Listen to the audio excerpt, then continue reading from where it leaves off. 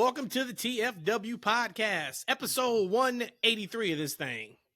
Shout out to everybody who listened, who interacted with last episode. That was our most watched episode on YouTube for a full episode. So shout out to everybody who commented in there, who liked it, who shared it. We appreciate you guys. I talk about it all the time. We are wrestling's best kept secret. And with you guys' help, we won't be a secret for too much longer. But we still need y'all to represent for us. So comment, like, share, subscribe. Y'all know, do that whole thing. But we are here. We are Three the Hard Way. It is us right now. You guys know who I am. I am Matt. You guys know who that lady over there is. That is Rhodesia. And you guys know who that other guy there is Eshaun. And right before we press record, I'm like, hey, what we starting with? And Rhodesia's like, I don't know. I ain't got nothing. Don't put my business out there. He was like, man, let's start with SmackDown. Let's start with the 3-hour format. So we'll start there. But before we do start there, I do want to say, once again, thoughts and prayers out to everybody in LA. I know we said that last week, but it feels like things aren't getting any better from what we're seeing. So just shout out to everybody. Double thoughts and prayers if you know anybody out there. We have a few listeners and viewers from LA, so absolutely our hearts are with you guys for sure. I know Ryan hit us up a few days ago, and shout out to him and his wife. They got married, which is a joyous occasion. They are on a honeymoon right now, but he hit us up and told us that his home, unfortunately, is no longer because of the fires. So, of course, thoughts and prayers to him. Ryan, keep your head up, brother. You know we love you. Thinking about you guys. Anybody else who is going through that catastrophe out there. So, always know there's something better on the other side. Guaranteed every single time you go through something, there's something better on the other side. But I just wanted to say that. We said it last week, but hell, man, things continue to look a little bleak out there in LA. But we know they're going to do what they got to do to rebuild. That should be an interesting thing on its own piece that I'm sure we can talk about months and months from now when we find out what that all looks like. But thoughts and prayers out to everybody. And anybody else who is going through anything, just know that our hearts are with you guys. So, of course, nowhere near the level of that. But hopefully your guys' thoughts and prayers are with me on these Friday nights. Because these 3 hours, guys, I have talked to you about this. If you follow us on Twitter, if you don't, that's F&W. I have talked about since they have announced the 3 hours of SmackDown that I am not a fan of 3-hour wrestling shows unless it is a pay-per-view PLE. Because those typically only happen once a month at the most. You know, AEW, of course, every few months or whatever it is. 3 hours is just too long. And right now, and it's only been 2 weeks, but it is a little rough for me right now with SmackDown. Raw was 2.5 hours this Monday. Of course, we got a lot to talk about with Raw, but they did a fantastic job filling that 2.5 hours. I loved it. It was 2 hours and 32 minutes to be exact. So they did not force 3 hours just because it needs to be 3 hours or because it can be 3 hours. But seeing that you wanted to talk about it, man, I'm going to throw it to you. What is your thoughts about the 3-hour format? And it's only 2 weeks in now. Of course, this upcoming week can completely change our minds, but 2 weeks in, what grade you giving SmackDown 3 hours?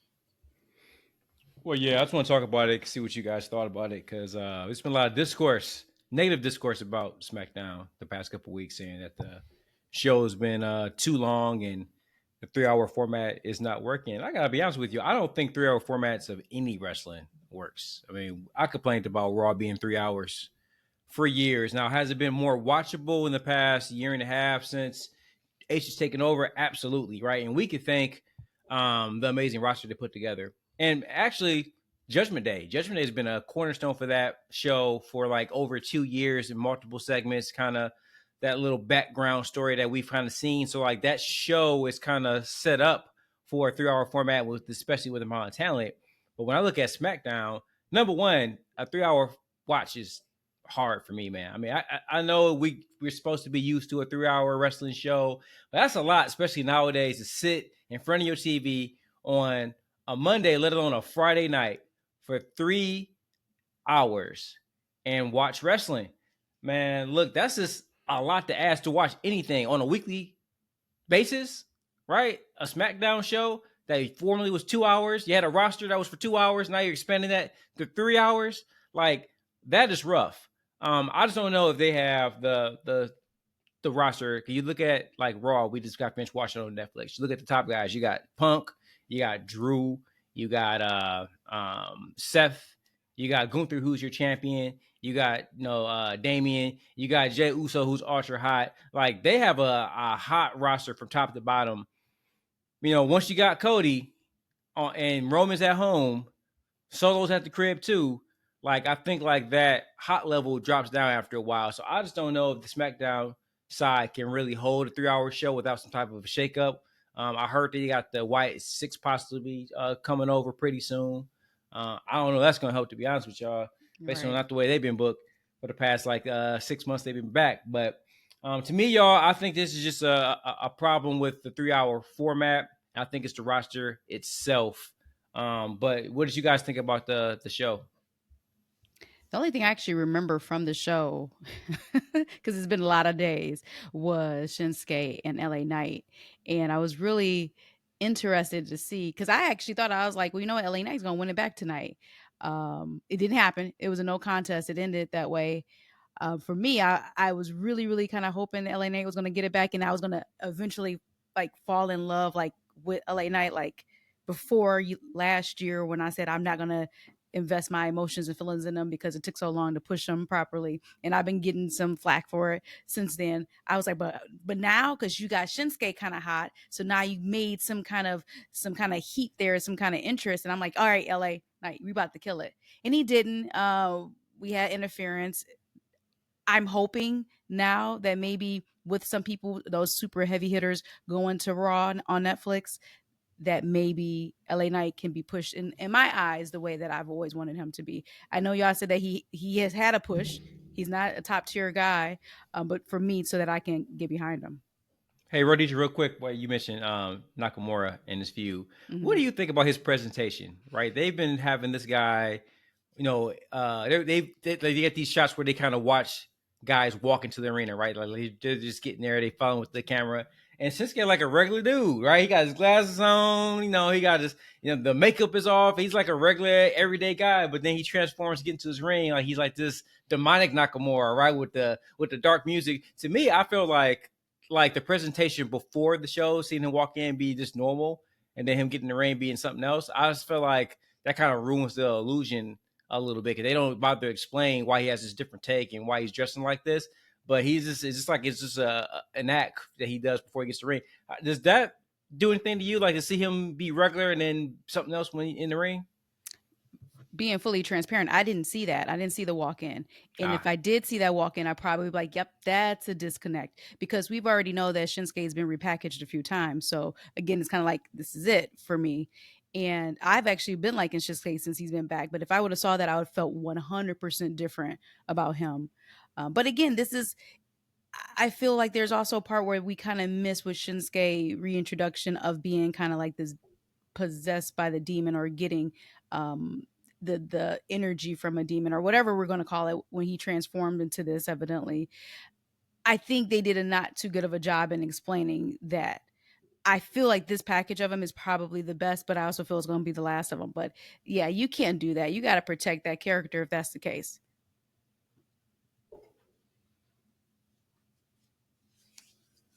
Y'all finished or y'all done? Both. That's just how I kind of feel about SmackDown right now. It was an okay show, but I had put on X a few days ago.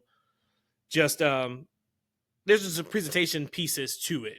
It's hard to fill out a 3-hour show where that roster is right now. And E had said, is the roster too thin? And I said, I don't think the roster is too thin. I think they have the roster, but I think they're playing from behind in some instances. They have some people that's out on injury. Also, where some of these story arcs are at right now, if a lot of people are in one story, that's one segment, right? And it's not, you can't push off to where you need to push off at. So like for me, it's kind of just like, all right, the show is just okay. And then, but about that 2 hour mark, I'm not gonna lie, 2 hours and 15 minutes, 2 hours and 20 minutes, I was like, oh, this is dragging right now. I'm not big on Shinsuke. Y'all know, all due respect, Mr. Nakamura, like he's washed. He is. I do enjoy the presentation. If it was anybody else, he's washed. Well, if it was anybody else, but I would be like, oh, this is great. But like with him, he ain't got it like he used to in the ring. So like I'm not too high on SmackDown as of this current moment. Once we get past Saturday night's main event next Saturday, things can look completely different. Because what I do know is we fast forward to Raw. They got some monsters on Monday Night Raw. And I said, I believe last week, hey, if you complain, if you was one of the people who were complaining and bitching and moaning in a good way, you can complain if you want about that first week's Raw show. If you thought it was too over the top with celebrities only having 4 matches out of 3.5 hours, I got all that. It was a rhyme to their reason. I'm still cool with if you want to complain and bitch and moan about it. But I said week 2 is going to be your week 1. If you are that diehard regular WWE fan who just want to see what you are used to done at a high level, watch week 2. And I'll be damned if they did not do that. We talked about Chris, our guy Chris, last week, how he was high on Liv Morgan and Rhea from week 1. Of course, he tuned in for The Rock. He watched week 2, get a text message from him, and he's in it. He's in it. He's talking about Penta. And that's the first time he's ever seen Penta and Chad Gable. So it's interesting, his response. And actually, I don't have to read it, but he made a comment because I think Chad Gable came out first. He made a comment. He said, "Oh, great, a Kurt Angle ripoff." I remember. I was like, okay, so I let it ride because I want him to kind of go through his motions while he's watching. And Penta comes out and he kind of like loses the shit about Penta. Right? He's like, "Oh my God, this guy looks so sweet." Blah blah. So now the match is going, and now like he's on both of them. He's like, "Oh, they killing it. This is great." So I said, "This is the first time you've ever seen Chad Gable?" And he's like, "Yeah." I'm like, "Well, actually, part of that is kind of like his gimmick. He is like Kurt Angle reincarnated. So that's for design." So he's tweeting through the match, and of course, when they got some of the spots, he's kind of going crazy about it. Then we get to the women's match, and he's like, "Man, the women delivered again." So he's somebody that came back for week 2 that really enjoyed what he saw, which was fantastic. So let's talk about let's first talk about the Rumble. And I had a question I was going to ask you guys, but I'm going to wait because we have 2 more episodes after this before the Rumble. But Rhodesia, maybe you don't know, but 1992 Royal Rumble is universally known as probably the best Rumble of all time. Okay, 92. Okay. And I believe if it's done correctly, this year could absolutely blow 92 out of the water. And I'm only going off like of X-Men 1992, right? Like it's that. 93, right? Isn't it 93? Oh, I don't know. Or 94? I mean, we only watched the first 2 episodes. But with Roman Reigns, CM Punk, Drew McIntyre, who am I forgetting already? Seth Rollins. Roman Reigns. That Final 4 alone is going to be crazy. And we still got to get, another 20 or whatever that is, 22 entrants. What are you guys thinking about so far with the Rumble? With just who is being announced, how high is your expectations that this could be the best Rumble of all time?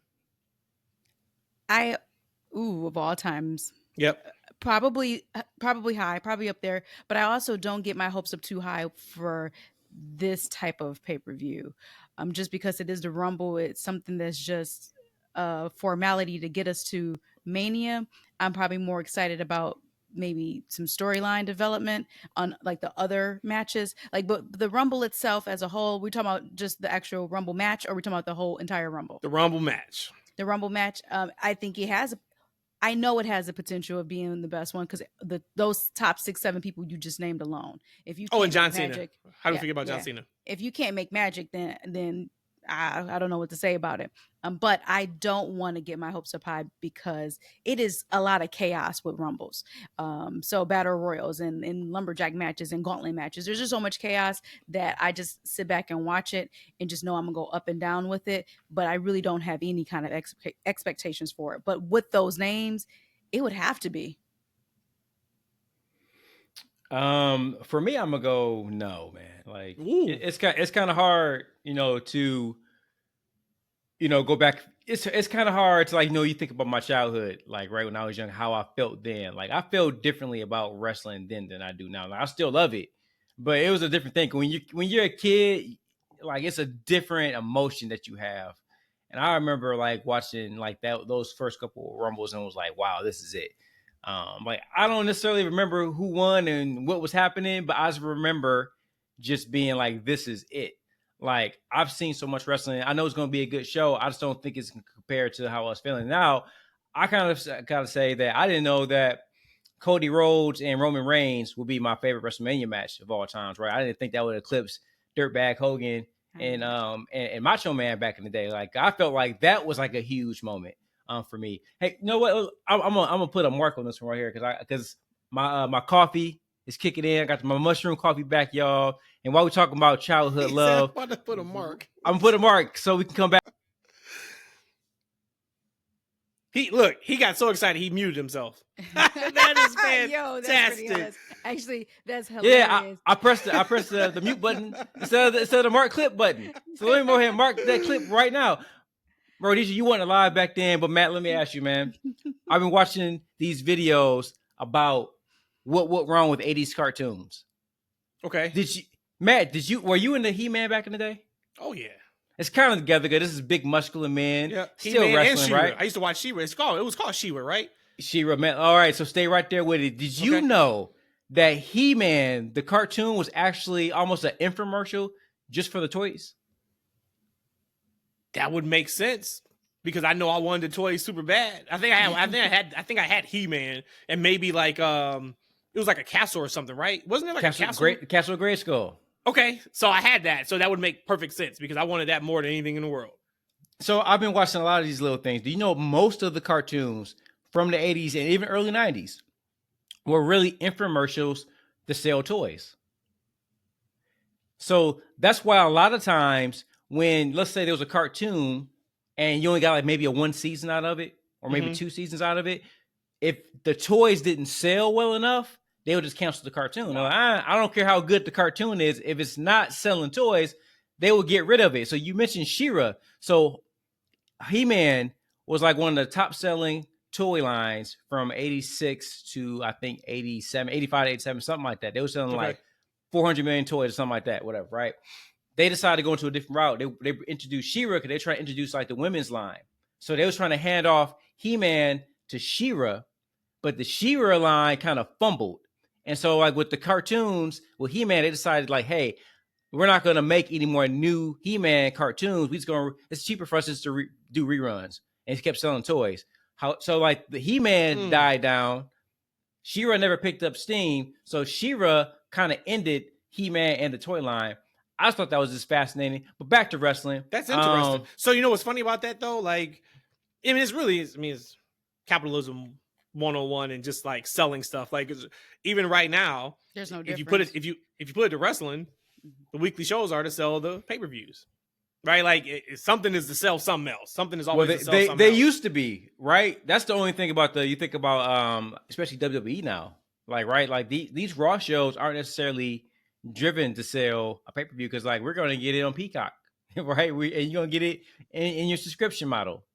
It almost seems like now, back in the day, yes, the matches and the shows are kind of set to sell like a pay-per-view, but that's not necessarily the case anymore. It's just a very interesting time in wrestling. You're right, because especially now you look at the dollars that come with these contracts for the package, either that's through Netflix, through Fox, through USA.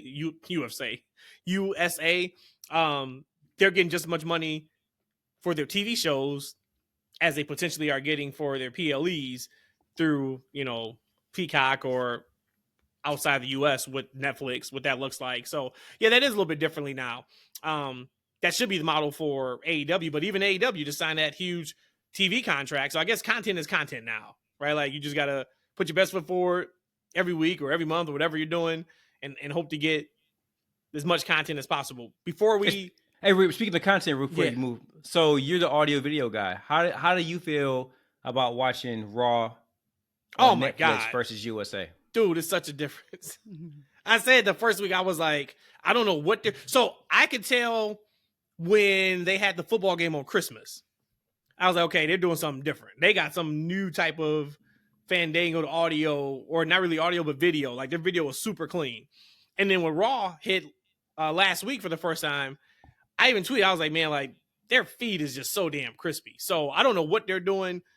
Keep doing it, because you can tell, like, seeing there's layers. Evidently, there's levels to high definition. And we know that from if you stream compared to having physical media and all that. But I'm in heaven, man. It looks so pristine. The reason why I asked is because I didn't watch AEW Dynamite on Max, but someone had commented and said that on Max, Dynamite is in 1080p versus watching it on TNT, it's going to be 720. And I believe that's the case with USA. So I believe, you're getting like 720. Most of those broadcasts are 720p. So now we're getting 1080p content on Netflix. I think that adds to the aura of the show, that not only you got new camera angles, you got a new arena, new stage, you're actually getting these high definition, for the first time, and probably in 20 years, high definition been around for a long time now. You're actually getting full high definition wrestling on your TV screen. So like everything is just popping off right now, which when you look at Raw versus SmackDown, now, all right, you got this hot ass show, right? They pumping a lot into Raw on Netflix. It looks great. It sounds great. And then you compare it to SmackDown and feel like, definitely SmackDown is about to be the what is it? What do you call SmackDown back? The B show? They call it the B show. One thing that I did, so going back to SmackDown, one thing that I'm not happy with is Cody Rhodes still being on the show as much as he is. Like, he took the package power driver from KO. And what I'm not understanding is, if you went with the power driver as this deadly move, if Randy Orton is still out. And I know I said this, I think Friday, and either Matt or Rhodesia was like, well, it's because he's old. But it's like, yeah, he didn't have neck problems. He had back problems, which is why I thought they were going to go with the power bomb on the apron. That's one of those that I don't kind of understand why Cody is still around and wrestling if he took a worse power driver than Randy Orton took. Like, is that a disconnect to you guys at all, or do you chalk it up to just it's Cody Rhodes, he is the top babyface, pseudo Superman, and it's okay? We're trying to sell pay-per-views here, right, pal? We're trying to sell pay-per-views, pal. So look, if you take Cody away from SmackDown, SmackDown will have nothing. And that's no disrespect to the people on SmackDown. When we talk about all these heavy hitters that for 2 years have been heavy on SmackDown, now move up to Raw, and now SmackDown turns into a 3-hour show. If you don't have Cody, then it's going to be even worse. Right. There's a disconnect because, again, we're still 3 weeks out from Royal Rumble. I can see you coming back maybe next week at the earliest, maybe next week, but you shouldn't be back now or even last week. I did have a problem with that, but being a fan and a paying fan, if I went to these $500 ticket shows, if Cody ain't there, who's next up? LA Knight? Shinsuke? Stop bringing up Shinsuke. What is wrong with you? You think Shinsuke is a big, big deal. Wow. Okay. No, like Rhodesia nailed it. That's exactly why, man. Because I feel like, all right, so they gave us a couple week buffer to make this power driver like this devastating move that it hasn't been in quite some time, right? They had Cody off, and he didn't have him wrestle for like a little bit. Or like Rhodesia said, like if Cody's not on the show, right? And I don't think Cody type of talent that you want to overexpose in multiple segments on a 3-hour SmackDown, to be honest with you. But like without him, man, like you got like Randy's already gone, like right. Their top guys are off the show. You can't have like your top guy off the show as well. You got to have him on there, I think. And for me as a fan, he was off enough to kind of sell that injury to where, okay, let's get back into it, because at the end of the day, Cody is like one of the super guys, right? Like there's some certain guys that have a higher threshold of pain. Now this is just wrestling, thing, right? There's certain guys who had the higher, of course. Yeah. But we will talk about if he was playing 2K. Oh yeah. But if you want to talk about like a power driver being devastating, let's get back to Raw and let's talk about Penta, because I thought it was an amazing debut. But we got flip power driver, Canadian Destroyer, and my man Kurt Gable Got right back on up. Hello, please. No, please Freddie don't- said the same no, thing. no, I He went got right crazy back on last up. night. Your residential tried to hang on, but couldn't anymore. AEW fan who really didn't watch the show or product, but tried to hang on. I'm like, there is no difference. Like what we saw than what people have complained about for AEW. Yes, you're in awe because you see this. You're like, oh my God, this is amazing. Guys are doing this in the ring and blah, blah, blah. And again, I think he should have performed that way because he is new and he has to make an impression. But when Kurt Gable, There you go, Kurt Gable. You Here got we him. go again. Kurt Gable. Last show we messed up 2,700 names, and we back to it already. Listen, This is part when 2. Kurt Gable, when Chad sat up here and kicked out on 2.5, I'm like, okay. And people popping, people going crazy. Chris saying this is the best match he's seen in his whole life. Hyperbole. But it's just like, wait, this ain't no different than what we saw or we see in AEW. Completely different. I get that it's you see that all the time in every match and you don't sell it. But I'm just so saying, Kurt Gable did not sell it enough. He kicked Completely out on different. 2. Let me tell you why it was completely different. Number one, that was the only move in the entire match where you can make that comment. There was nothing else that happened in that match where you can say, oh my God, this is ridiculous. This is crazy. They're not selling. Number two, Penta was selling his leg. Did you not see that? I was so proud of him. A tear came to my eye when I saw that man working a slower pace and selling his leg consistently. And you can tell, I don't know if maybe the referee, he's a professional. And I love they gave him time to cut that promo. He had his family at ringside. His wife is bad too. I was like, Cameron wasn't on her enough, but I love that. He didn't give her a kiss, which I thought was kind of interesting. He kind of played her to the side. Yeah, I was like, maybe that ain't his wife. But I love that. I think that is. I love that he just slowed down. And it wasn't slow to where it was boring. But one of the things we knew was like, okay, you're not going to be able to go just 100 miles a minute in WWE. They're going to make you save these moments. And the reason why I did love the pile driver as much as I did is because it led to the finish. We got the pile driver. We had the arm breaker. We had his finish. 1, 2, 3. We're out of here. It wasn't thrown into the first 5 minutes of the match. And Gable got right up and hit him with a move. And there is absolutely spots for momentum spots, right? You get hit with a big move. You immediately get up, hit somebody else. That's a real thing. Adrenaline is a real thing. I don't have a problem with that.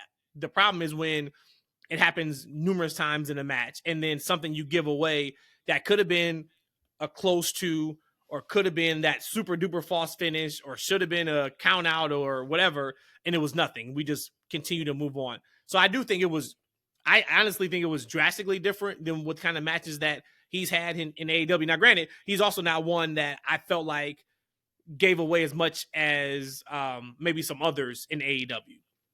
Like Darby, I said, like, damn, dude, you could save so much on your body if you didn't do this. Penta, I didn't feel that as much. There were some matches, sure, where I'm like, okay, they went balls to the wall. But I didn't think he was like a habitual line stepper when it came to not selling or going way too fast. But I thought that he looked comfortable. I thought that you could really tell he was happy to be there. And I thought that Chad did a damn good job of setting him up for success. Mm-hmm. Mm-hmm. He really, really did. So kudos to both of them. I think they both shine.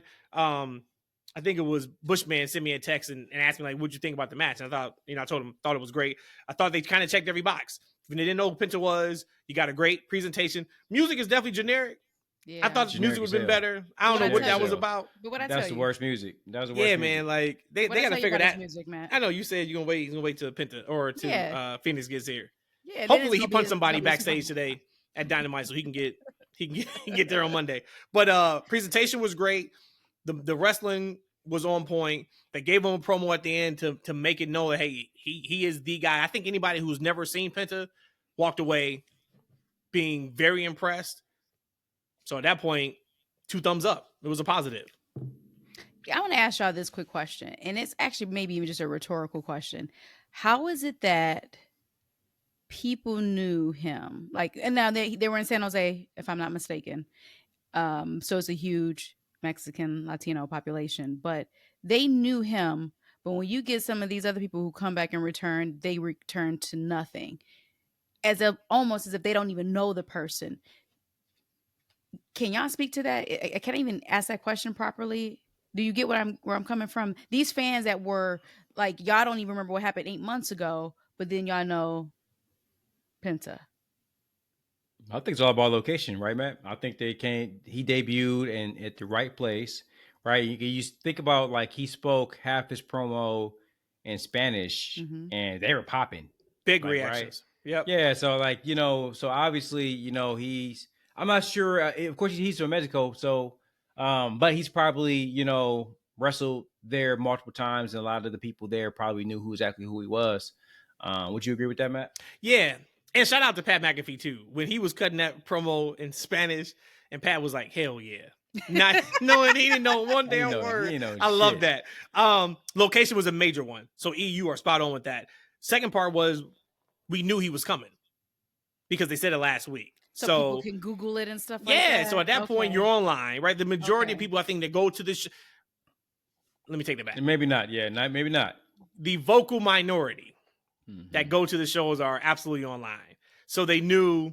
Well, hell, remember they popped up. They showed Penta last week on the little video trailer.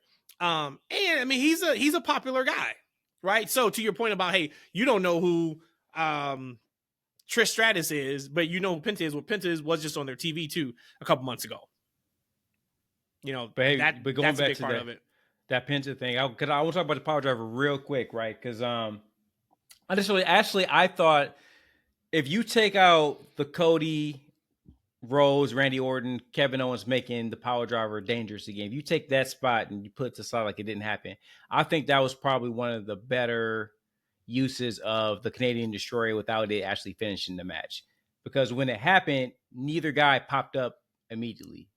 It was almost like one of those stagger spots. Yep. To where, like Penta, did the move, but he was exhausted. He couldn't necessarily quickly get to the pin, right? So he gave Gable enough time to recover from the said maneuver. Yeah. Right. So like if you take all the work that they put into making the power driver special, if you take that away, like I think that was the best use of it, right? Because neither guy popped up immediately. Even afterwards, that kind of, as Matt said, led to the finish.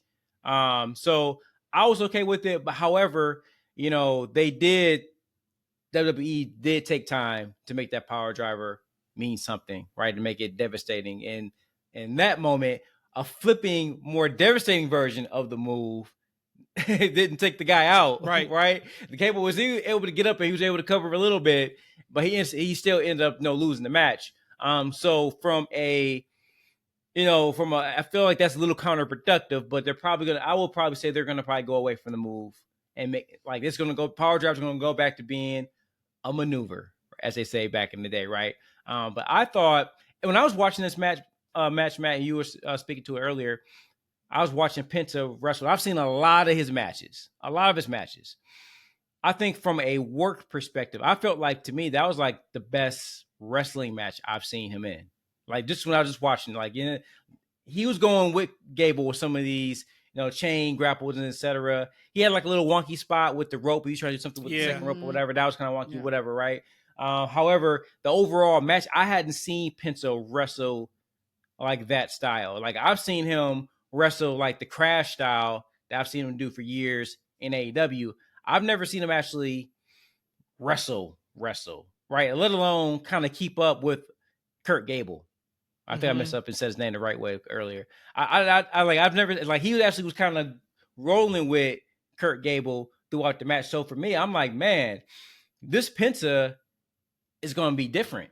Yeah. Like, right. This guy. And then for me, I gained a little bit more respect for Matt. I never this, but I'm like, man, he actually can do more than just a Crash garbage style match. He actually can go in the ring. He actually has some spots. And they made this dude look like a star, man. Like especially you think about like a new wrestler, and this is like I hate to do it, but it is what it is. Like WWE knows how to introduce new wrestlers. Triple H knows how to do it. Like they take these AEW guys and they bring them to their show and they make these guys instant stars overnight, right? You got, a Laps fan like Chris saying like how cool this guy is. Like how many hundreds of thousands, maybe millions of fans maybe just saw Penta for the first time and now he's an instant star in their eyes. Right. And we talked about it before. He even debuted that once he got there, we knew he was going to move merch, like the mask and the t-shirts. Just has a cool look. And then they gave him like mic time, right? Like I didn't know the dude even spoke English because I knew Ray Phoenix, his brother, can speak fluid enough, English to cut a promo, but I never really heard Penta do it. Usually he kind of spoke in Spanish. And my main man in WWE Triple H, you gotta get Alex over there, don't. man. You gotta get the hype man over there. God damn it, you gotta get him on the show. But usually Alex did the talking for him, so to hear him to be pretty fluent in English, I think is going to bowl very well because I feel like some of the girls on NXT like Stephanie and Julia, I feel like them not being able to verbalize is going to hurt them a little bit once they get to the main roster. However, we ain't got to worry about Penta. Penta can speak a little bit. But do you want him?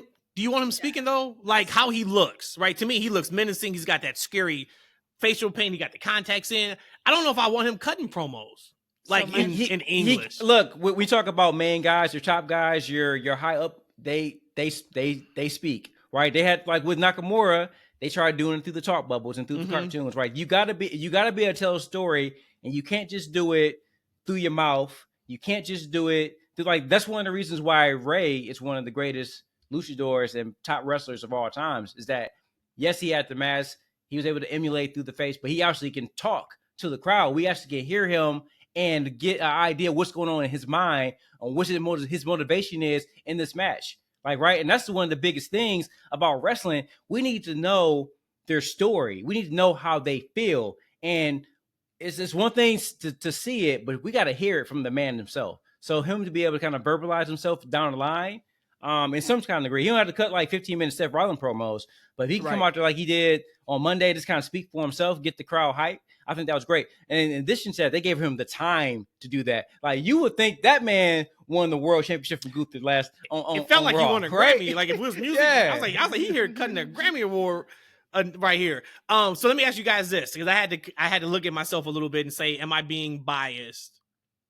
Because I talk a lot about the good showing. I can't stand that, right? We've seen it in WWE. They would bring somebody from NXT. Hell, they did to Carmelo first night. Wrestles Cody Rhodes. He loses, but it was a good showing. Seen it numerous times in AEW. Somebody shows up, they lose, but it's a good showing.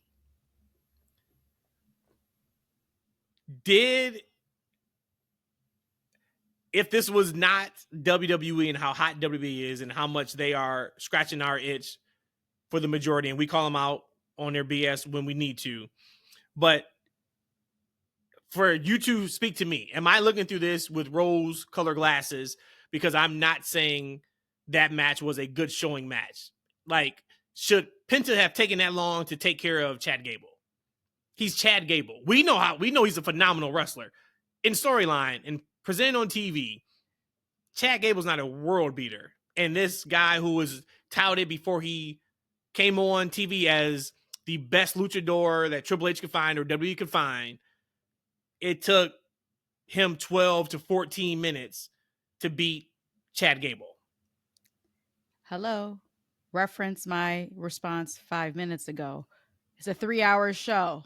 We have to do that. 2 hours, 32 minutes. We have to do this. Or 2 hours and 32 minutes. But real quick on Penta, I want to read my exact note that what I said about him. I put great hello and introduction, but honestly, I don't want Penta talking too much more. I love his mystique, but he really impressed me. I was really impressed by his English and how he put that promo together, but I don't want Penta really talking. He's mystique for me was a word I use. I think you use menacing, but I like him staying like that. But now knowing that he has the ability to talk if he wants to or if he needs to, that's great, but I really don't want him talking. But again, I just think that they just have more time that they had to display. But you're right. You're saying, should it have been more of a squash match? Is that what you kind of getting at? It don't have to be a squash, but should he have taken, if he is this one of the best luchadors in the world, if we are promoting him as that, he is the next big thing, should he have taken that long to put away Chad Gable? Probably not. He probably should have finished it sooner. I had no problem with the match. I didn't think it was a good showing match at all. I feel like if you put Chad Gable out there, because number one, I think the motivation is that they got time to fill and you got to put a long match, just as Rhodesia said. But I'm okay with that too because I believe in Kurt Gable. I feel like there's money as a nice mid-card level heel for him, and that he should be at some point having singles gold himself, right? Mm-hmm. So to put him in the ring and have him get almost a glorified squash match, I think is disrespectful to his character and kind of derails him a little bit. And he loses enough anyway, like, right? So like, I think that it's fine because look, people know of Penta, but they don't know of Penta, especially the wide viewing audience. I think with this match, him being in there and him going toe to toe with Gable and actually showcasing his style, like right, his athleticism, his taunts and his nuances. I think it did a lot for his character overall, for him to kind of establish himself as somebody who can go toe to toe with the best in the company, right? So now he's already proven that he could beat Kurt Gable, like, right?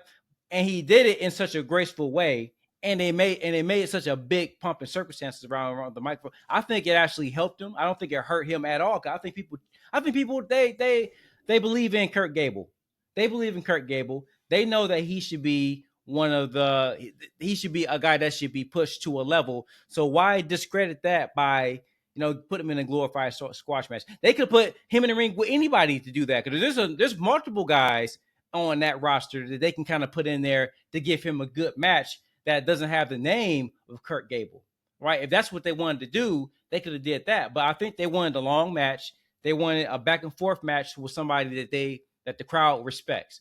And we respect this guy. This guy, just a couple months ago, was vying for a WrestleMania match to beat Gunther for his IC title, right? Damn it, man. And we believe that and we believe that he can do that. So that's the same guy that we saw wrestle on Raw. That guy that we believe can end the streak. We saw that same guy, right, in the ring with Penta going toe to toe, and I thought it was great.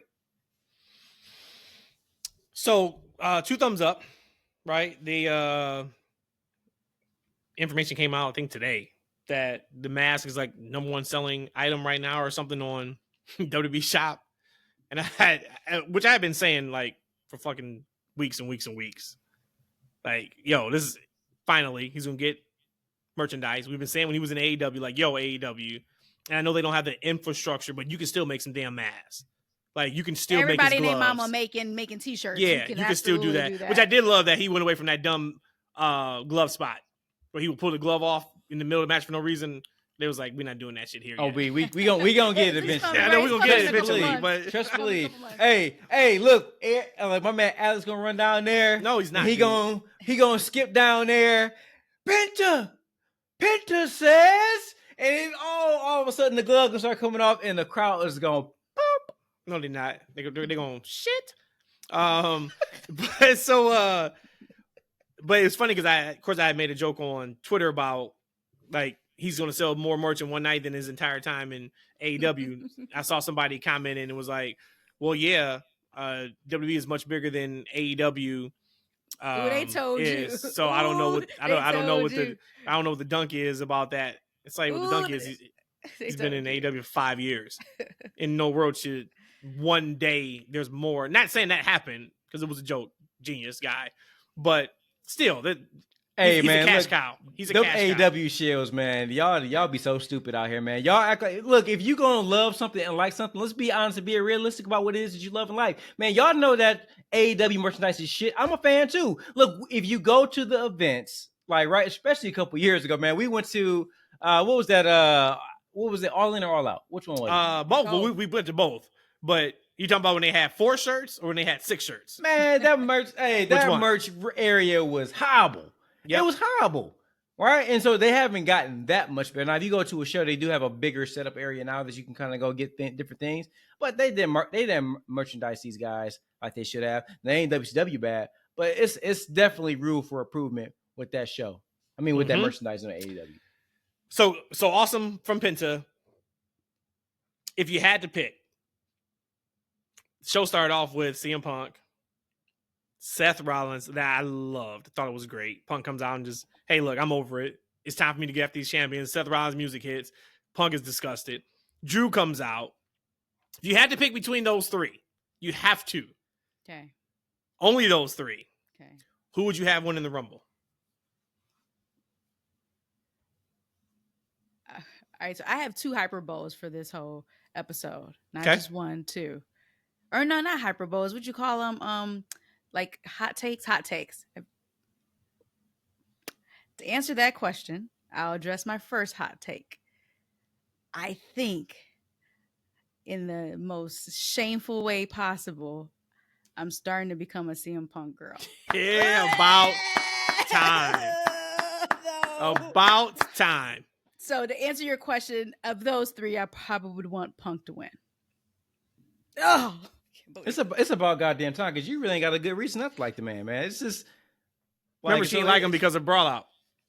He went up there and see, this one of them things because look, this is I guess Rhodesia is getting a little bit older. She ain't the little girl I met when I first met her. But as you get older, once you get your mind made up about something, you just kind of stick with it. So the more information Rhodesia got about CM Punk in the whole, she didn't care. She didn't care. She had made her mind up on that first night that he was a shit man, right? So when she started feeling like people was messing with him and they was hazing him and they was challenging him, it didn't matter. She had her mind made up and she stuck with it. So I'm glad that it's loosening up a little bit. But I don't want CM Punk to win that. However, but it depends on where they're going. Honestly, I thought about that. I knew you guys were going to ask. I had no idea who I want to win that Royal Rumble, man. It kind of depends on where they're going because I don't really see what the matches are going to be right now, right? And I guess as a fan, all right, they're not going to analyze and try to book the card or anything like that. But I don't know. I don't know if we're going to get Rock, right? So I don't know if we're getting Rock for Rock and Roman. Right, because that's what I really want. I want Rock and Roman. Right. I think the time is now for it. Like, right, last year we had to get Rock Bass out of there. It wasn't his time. Get out the way. We got to finish that damn story. But I think it's a good time for it now. Like, right, I don't think you can.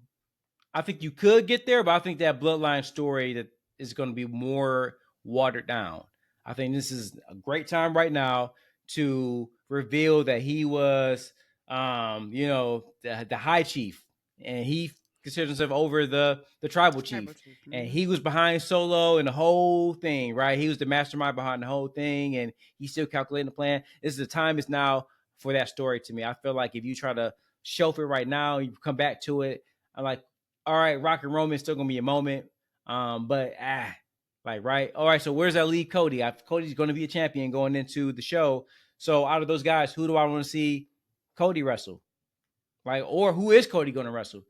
Like, right? Is Gunther going to hold the championship? If Gunther's going to hold the championship, who would challenge him? And who would I want to see him on a WrestleMania challenge Gunther? I got to be honest with you. Now, on Raw, that's the Gunther that I need to see. Like, that Gunther. Not the one we saw for a while. That's kind of like, he was self-doubting himself and I don't know what he was doing, but I need me the arrogant, elitist Gunther.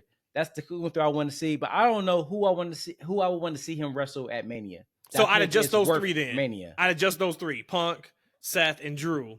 If you had to pick one out of those 3, who would you say? Yep, I want them to win the Rumble.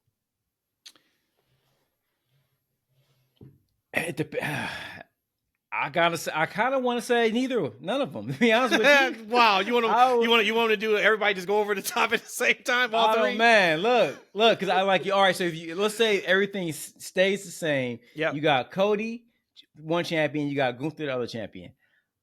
I mean, gotta pick one. I mean, I don't want to see CM Punk and Cody Rhodes right now. They don't have to. This is not a story. I mean, I guess they could tell a story, like right. Mm-hmm. But I feel like that's a bigger match that you would try to kind of plant seeds for down the line versus just kind of shoveling in the next couple months.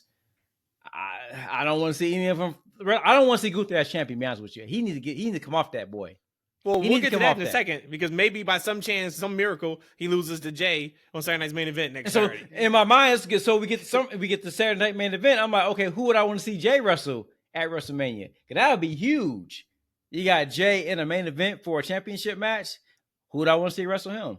I don't know. So I think if I had to pick one of those 3 to win the Rumble, it would absolutely be Punk. Drew's won one already. I don't think the story arc doesn't make sense for Seth to win the Rumble. The story doesn't immediately make sense for Punk to win it either, because I think whatever his favor he's asking from Heyman. I also wonder if that's like a back pocket thing. Like, I'm sure they know what the favor is, but I wonder if that's there. It's like, hey, we may cash that in right now, and maybe we don't. Like, now we're talking shoot. Hey, what's Rock going to do? Is Rock going to be there for Roman? Okay, we don't cash in the favor.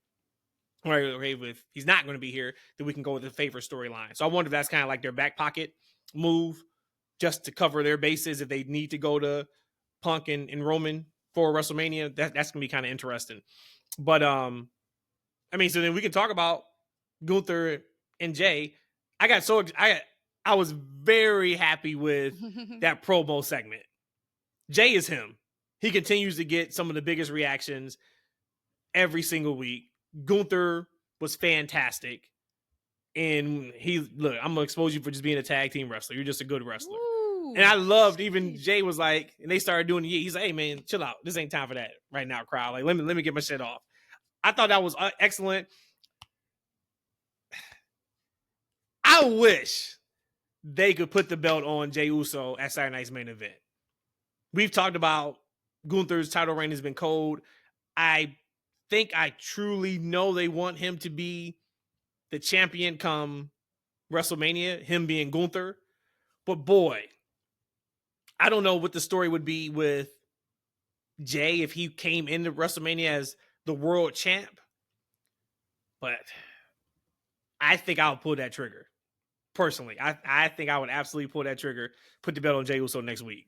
Pull that trigger, but I want to absolutely put so much respect on Gunther's name.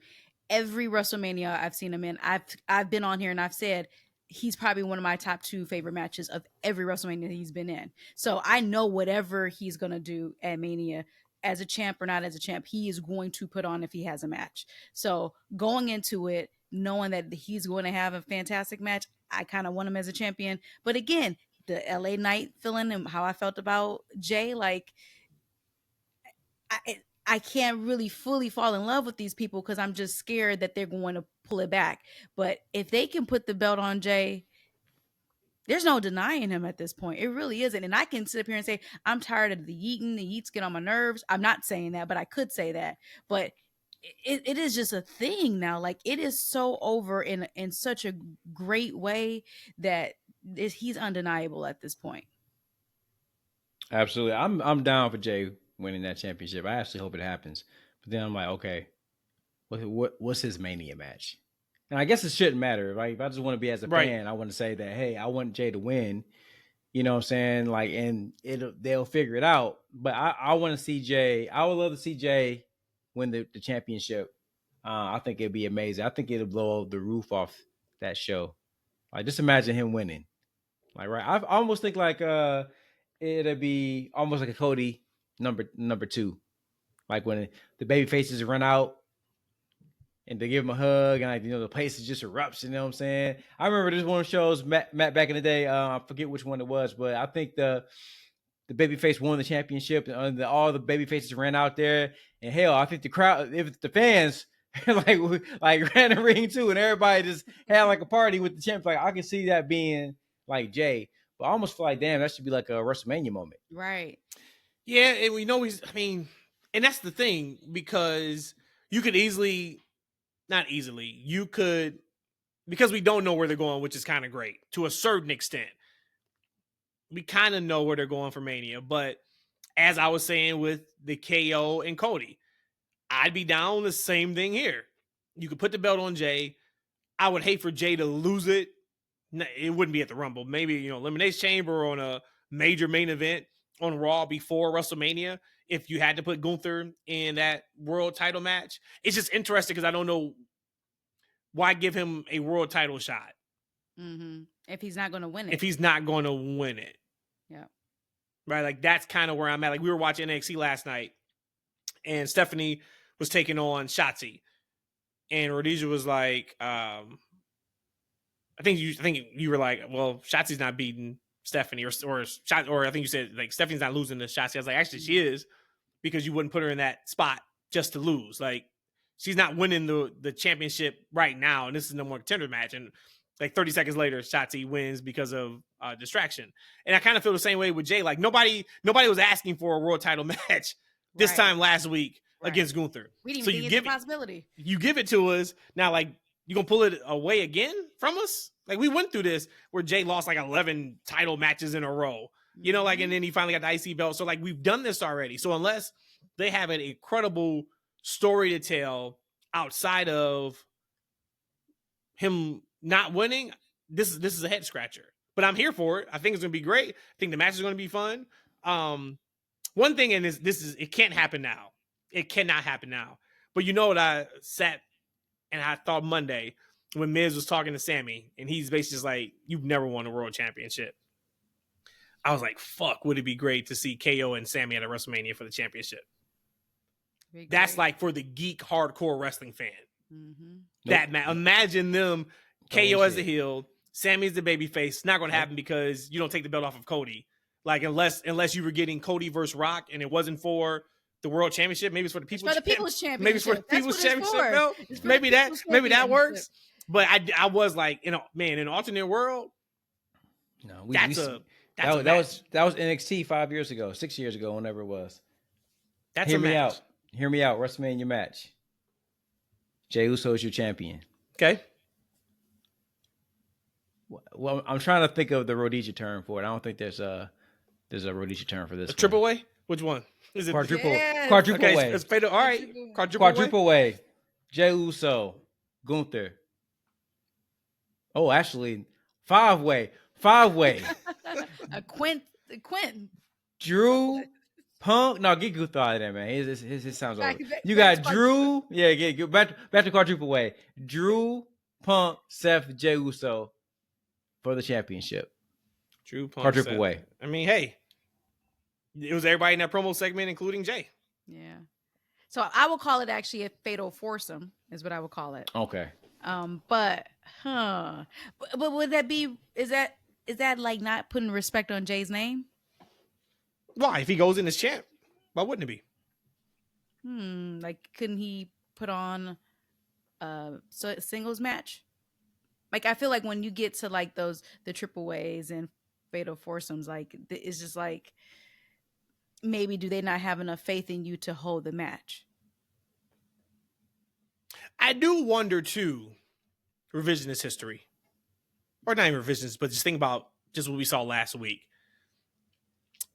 Remember, I talked about felt like something changed when Jey beat Drew. It felt like, remember, I was like, that doesn't feel like that was just supposed to be the finish. It was a roll up, and you could tell the way that roll up happened. I mean, I guess Drew could interfere again, but to me, that doesn't make sense in this story because he even said in his promo, like, I'm done with the bloodline. I think he said, I'm done with the bloodline. I'm done with Drew. Like, now I'm coming for gold. And even Drew his promo was about Roman. It was strictly about Roman. It really wasn't about the bloodline. It was y'all letting this man get this power again, and now I got to do something to stop it. I don't know what they had planned the main event, Saturday night's main event, if it wasn't this, but this kind of feels like something changed in the last week too. From a roll-up win from Jey to Drew to now him being in a championship match. It's just real. It's really, I mean, I'm intrigued. I'll be seated next Saturday Told watching you I don't this get match. the bloodline. You just got to sit back and watch it. It better be a damn good reason why he loses, though. If he loses, it better be interference, and the interference is like, oh, how the hell did we forget that when we were potting? It needs to be like that. If he loses clean to Gunther, he's not losing clean to Gunther. I'm gonna say that they are not going to set Jey Uso up like that. But you know who would interfere against Jey at this point, man? I gotta tell you, man, that bloodline. I don't know what's gonna happen with them, but they feel like they dead in the water to me. Well, Solo's back this Friday, so over under Jacob beats that ass on Friday, or we got a few more weeks. How about over? He's going to beat his ass this coming Friday and every single Friday going forward for a long time. He was out there cutting promos last week. He sure was. LA Knight wanted to get involved. You know, we love LA Knight. Definitely a listener to the TFW pod. He kicked my man out of the arena. They kicked his ass. They came back and beat his ass. First off, though, that is top tier kicking somebody out your house. Like top tier kicking My somebody man out. said he didn't use his inside voice, so I kicked him outside. God bless. Yeah, I don't know. I don't know who would interfere because he's not really beefing with anybody outside of Drew. That was what he was beefing with. Drew, right? And you beat So- Drew already. Yep. Should be fun. Should be fun. What's the other match they announced for Saturday night's main event? It's another one. It's not the women's. It's another one.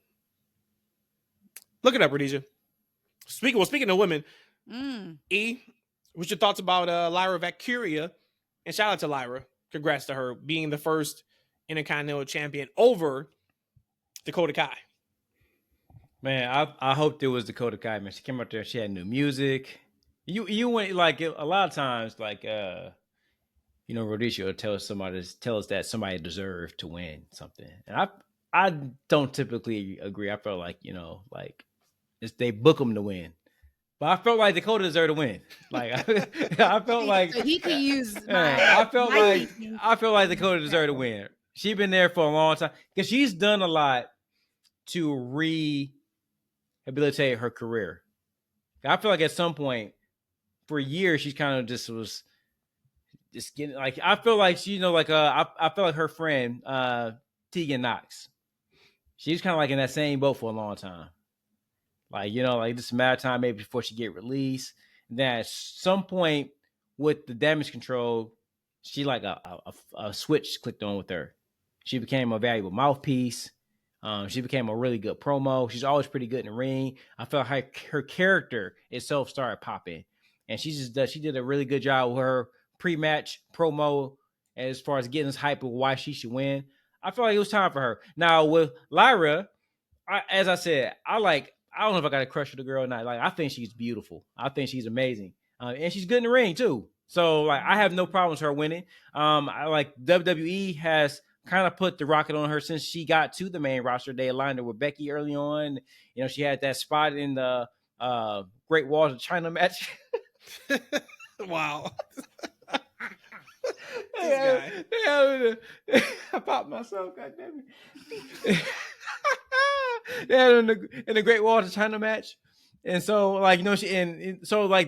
but I don't think she was getting the reaction that they were looking for. I felt like she just wasn't hitting as a character. And I think that's what she's still missing a little bit. I feel like we don't know who she is, what her motivations are, what she's about. Like why should we care other than, you're good in the ring and you're extremely good looking. Like I don't like other than she's that, lady. But at the same time, that fits for a lot of women on that roster. There's a lot of really good women. I mean, good looking women that are good in the ring. Why do you stand out over the rest of them? Like, why do I care? Why am I invested in your story? What is your story? I don't know, other than you wear bird feathers and she's a bird lady. Talk about the Raven. Yeah. That don't connect with me as a viewer. That's what I mean by generic character. Like they got to make her. We got to know what motivates her. Like I don't know, maybe she got an aunt that's sick, and the wrestling pay something so we can relate to her from a character standpoint. We can rally behind her.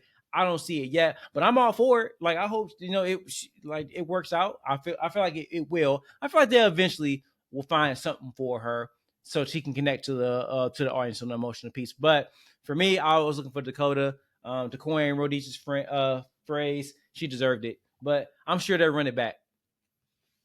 This was my second hot take of the night, and I know. Well, I'm actually surprised on E's comment right here or his response. Because the IC championship didn't go to like a Charlotte Flair, like I had maybe said before. I think they did it absolutely right by putting it on Lyra.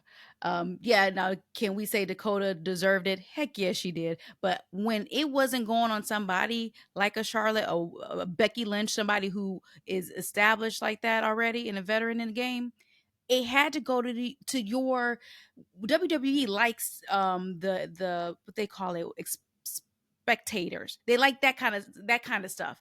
When you have Dakota versus you have the Bird, you have the whole presentation of her. You would put that on her, and she's young into the. You mean spectacle? Spectacle. You said spectators. I was like, they do like spectators. They do like to get ratings for their shows. Got it. So spectacle. WWE puts on their carnival. They put on these shows as a spectacle. So you have this out of Lyra, and she's great in the ring. Yeah, she's gonna have to do some work on for people actually getting to know her and getting engaged in her. Because from what I've seen, everybody was mad that Dakota did not win. But I think personally that WWE did it perfect and did it right by putting it on Lyra between the two of them. I don't think right now Dakota should be holding a title when you still have EO kind of in your situation. We got to figure out what's happening with that. And I just think that it makes more sense to put a title and not put that IC championship on someone who is a spectacle. So you guys are both right. When I saw that Lyra won, match was great. They killed it. Mm-hmm. They absolutely smoked that match. I loved the match. I said, "Oh, this is more about Dakota not winning than Lyra winning." And no, it's not like those stories aren't going to intertwine. What I mean by that is the moment is going to be when Dakota finally wins that belt. Like, yes, it's great. Lyra, she can say she was the first ever Intercontinental Champion. That's a great story. That's not the story, though. The story is going to be when Dakota wins her title, whenever that may be. Rhodesia, you're right. Io's going to get a championship title match at WrestleMania. Don't know if it makes sense for both of them to have the title, right? Because even now, like, and I really enjoy Lyra, but if anybody who just watches wrestling, who's a hardcore WWE fan, I'm sure it's probably 80-20. They would have been like, Dakota should have won. I don't think there have been many people who would have complained that Lyra didn't win. Because even in storyline, even what we're seeing on television, doesn't dictate Lyra Valkyria should have won the Intercontinental Championship outside of what she did in the tournament. It wasn't like she got this massive push and she had won every match before this tournament. It wasn't like she was in this massive storyline. Or like, say, perfect example, her biggest storyline was with Becky Lynch, which was a fantastic storyline in NXT. If that storyline was like 2 months ago, 3 months ago, cool. Lyra was barely on our TV. She's not really hot either. That's what I'm saying, right? So she's more lukewarm than anything. Yeah, so putting the belt on her is like, okay, cool. She can go in the ring. Fantastic. But when Dakota finally gets that again and she wins it, that's the story. It's almost a little bit like Michin and Chelsea. Now, granted, Chelsea, to Rhodezia's point, deserved to win that. Chelsea is Chelsea. She's her. But there was that underground swell of support for Michin. It's still there too. So if it was anybody but Chelsea, you would say, all right, that belt should have went on Michin. Yeah. For Saturday night's main event, I can't believe I said it right. They have only announced officially Gunther, Jey Uso, and then Braun Breaker and Sheamus. That's what it is. Braun Breaker, Sheamus. But they're playing around with trying to get Chelsea and Michin for a rematch. So and they do, Michin's winning. And that's not announced though. Because she's already lost one due to outside interference. So I don't know if I would you do that? Belt yet. I just said like, I wouldn't do. I feel like that's actually a great point you made about Michin. I think that Chelsea and her are both kind of in that same realm. Like they're both kind of, on that cusp of breaking through, right? But I feel like Chelsea has a little bit like this. I feel like there's a little more fun to be had with her as a heel champion, her doing the Liberty thing, and then she got the, Secret Service, you know what I'm saying? There's still a little more fun to be had because I feel like, when Michin, if let's say she were to win, like, right, I feel like it'd just be kind of, she'd just be a regular defending earnest champion, whereas, there's a lot of story elements you can make with Chelsea. So maybe they get a rematch, but, Michin just loses again. I mean, she can come back up there because they've done a good job of rebuilding her. Man, they have, but damn, that'd be 2 in a row. But it feels like they haven't even scratched the surface yet with what Chelsea could be. I don't think so. Yeah, you know what I'm saying? Like, and this would be her first title defense. Damn, she loses on her first title defense. Well, she defended against Michin already on SmackDown. Oh, so we're gonna. So that's what I'm saying. So that'd be 2 in a row. Michin would have lost. If you actually 3, technically. So it's like, oh, I don't know if you do that. I didn't know they were running that match. So actually, I barely remember their second match. So it's kind of like, well, how does she get a third match if she's already lost 2? Right. Well, that's kind of how Rhea got her title match against Liv. Like, What the hell did she do to be number one contender? She ain't beat nobody. She looked good with that title though. And that segment I thought was pretty cool. What'd you think about? Did you watch NXT yet? I have not. I have to watch it on the app. So when I came home, I decided to take a little nap before the show. So I'll be watching it once we get off this. Okay, so I'll ask you next week. Maybe you may even see something may happen on Friday that will lead to that too. So that'd be a good conversation for next week. And then the main event was Damian Priest and Finn Balor. I guess my only question is, are we done? We done part 2? Are we done? In a match. Are we done? It got to be over. And then I feel like right now, I feel like the Judgment Day is done. Right? They got to be. We might get some fun segments, right? Because on Raw, and like I said, you got to think about Judgment Day collectively has been an MVP for that show. They've been in a lot of segments. Held a whole company at one point. Yeah, they've been in a lot of segments, right? That's how Rhea got on and Damian got hot, and and then my man Damian. Dominic. Daniel. Oh, we're not talking about that one. We're really talking about Dominic. No, he's talking about Dominic now. I was like, damn, there's two Damians in the Judgment Day. I was sitting here thinking, like, what did I miss? Oh man. But yeah, so it might be like some fun to see them kind of break down further. Yeah, obviously it seems like there's Liv and Raquel, and then there's the guys. Right?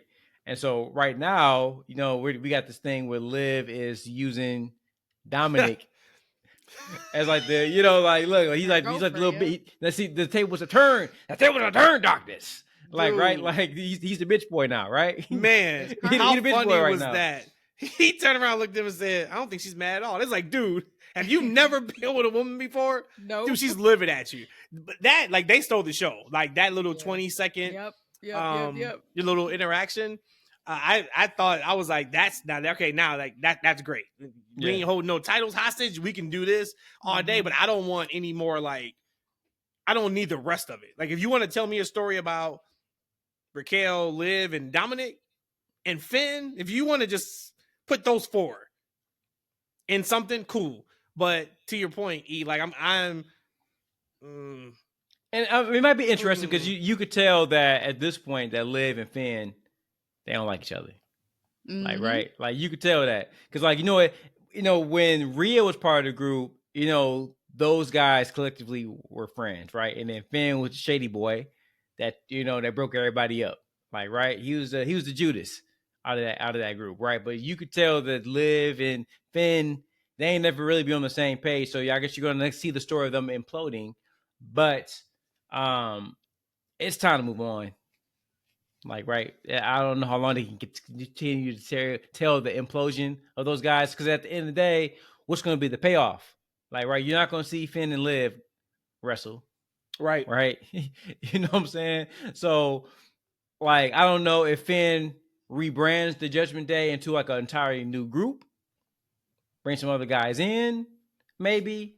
And maybe that's the story leading to WrestleMania is, Finn rehabilitating himself, create a new group to take over the company. Maybe that's where they go. But I think Judgment Day as we know it, it has to be over. Because you don't have, Finn is losing all the big ones. Right? And he's almost like a tag team guy. He's always going after tag team titles when he doesn't go after championship. So he's not going after the world title picture. JD is a goof. Carlito is a goof. Dominic is a goof. Yep. Right? All these guys are goofs, and you can't take none of them seriously. It's time to break them up. Let Raquel and Liv go do their own thing. I think you might see them challenge for the tag team titles. Maybe that's where they go next, but it's time. Yep. Thank you for everything you did. This is the eulogy for Judgment Day. Thank you for everything you did and keeping us entertained for these last 2 years. But it's over. I don't really want to see Finn rehabilitate Judgment Day and get new members and kick out people. I just think that let something that was really good just be done. We've all appreciated it. You loved and lost it. There you go. So I was about to ask you then. So if they break up, does Dom win singles gold in 2025? So the only other titles we have would be the IC and the US Championship. No. And the world title. No, world titles are already accounted for. As of right now, I said 2025. I'm still going to say no. Damn, you don't have Dirty Dom winning any singles gold, huh? No. Anything else from Raw before we get to this Corey Graves situation? Is it a grave situation? I think this is a really big deal. I think this is a really big deal. And I cannot wait to get your guys' thoughts. Y'all going to have to break it down for me, though, too, because I haven't been following along. Very, very simple. Actually, wait, real quick. Let's talk about the chat. The chat. So E sends a text message. Are we going to hit on Corey? Now, keep in mind, I had like 100 missed messages today. And all I saw was, are we going to hit Corey? In my mind, I'm like, oh my God, who we about to go beat up? So context matters here. So I have no idea what's happening with Corey Graves.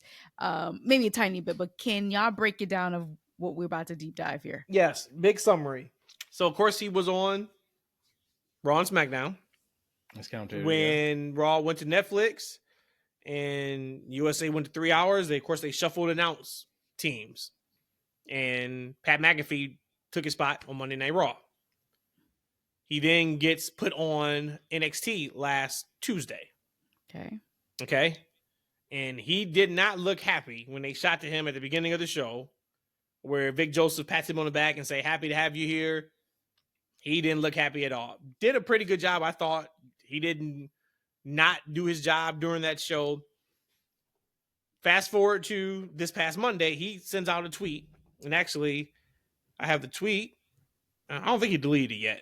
Nope, well, if he did. Yeah, I think I saved it. Okay. So people thought this was a work. He put, this was Monday night. He said, imagine chasing your dream, then being told, not deciding that you're no longer physically able to pursue your dream.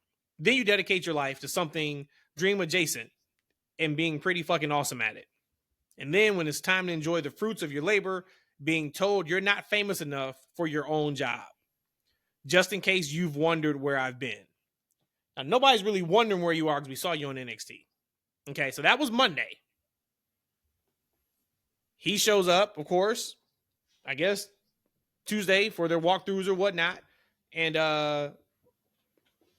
word was, after he expressed his unhappiness on Twitter, either he was sent home or he went home. Tuesday. I think he was seen at the airport. So that, at that point, we knew it was no longer a work. Sam Adonis, his brother, tweeted and said it is not a work. So we know this thing is not a work. Or who knows, it may be a work still. But it comes with good authority. This is not an angle for him to get back in the ring. So that was the first thing I thought when I first read it on Monday night. I was like, okay, maybe they're about to run some type of angle where he got cleared to wrestle. And now he's going to turn to be a wrestler. I'm like, that doesn't make sense to me. The timing just doesn't make sense. It's not like they're in the need or and there's a particular spot for him. So that's where we are. He wasn't on TV, and he sent another tweet out Tuesday morning and said, check out NXT. I got a lot to say. So that's when people really thought it was a work. And then, of course, he wasn't on NXT at all. Not a mention of him. They did use his voice for one part of when Julia won the championship during the video package, but I was paying attention to that to see if they used anything from him. They used like one little sentence from him, and that was it. So, summarize, he's pissed off. Pat McAfee took his job. Now, the interesting thing about this was it's damn near 50-50, it seems like, from what I've seen. People saying he was done wrong. People saying it's a job. This happens all the time. Do the job where they tell you to do the job at. What is your guys' thoughts?